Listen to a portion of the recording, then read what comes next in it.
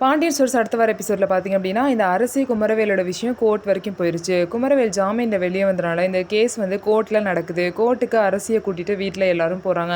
அங்கே போயிட்டு என்னென்ன நடந்துச்சு, குமரவேல் உங்களை கடத்தினானா அப்படின்னு எல்லாமே கேட்குறாங்க. அரசியும் வந்து நடந்த விஷயத்தை எல்லாத்தையுமே சொல்கிறாங்க. ஆமாம், குமரவேல் வந்து என்னை கூப்பிட்டான்னு சொல்லிட்டு பேசுகிறதுக்காக போனான். ஆனால் அங்கே ஆளுங்களை வச்சு என்ன கடத்தி இந்த மாதிரிலாம் பண்ணனாலாம் நானே என் கழுத்தில் தாலி கட்டிட்டு இந்த மாதிரி அவனை பழி வாங்கணும்னு சொல்லிட்டு அவங்க வீட்டில் போய் வாழ்ந்தேன் அப்படின்னு சொல்லிட்டு எல்லா உண்மையுமே அரசி வந்து கோர்ட்டில் சொல்கிறாங்க. இதனால் குமரவேல் மேலே தான் வந்து தப்பு இருக்குது அப்படின்னு சொல்லிட்டு இந்த மாதிரி ஜட்ஜு வந்து தெரிஞ்சுக்கிட்டாங்க. ஆனால் பார்த்திங்க அப்படின்னா ஜட்ஜ்மெண்ட்ஸ் வந்து உடனே கொடுக்காம வந்து ஒரு 2 நாள் வந்து கழிச்சு திரும்ப கோர்ட்டில் வந்து மீட் பண்ணலாம் அப்படின்னு சொல்லிட்டு போயிட்டாங்க. உடனே எல்லோரும் வீட்டுக்கு கிளம்பி போயிட்டாங்க. எவ்வளோ கேள்வி கேட்டாங்க தெரியுமா அரசியா, இதுக்காக தான் கோர்ட்டுக்கு போவேணான்னு சொல்லிட்டேன் அப்படின்னு சொல்லிட்டு கோமதி வந்து புலம்பிட்டு இருப்பாங்க.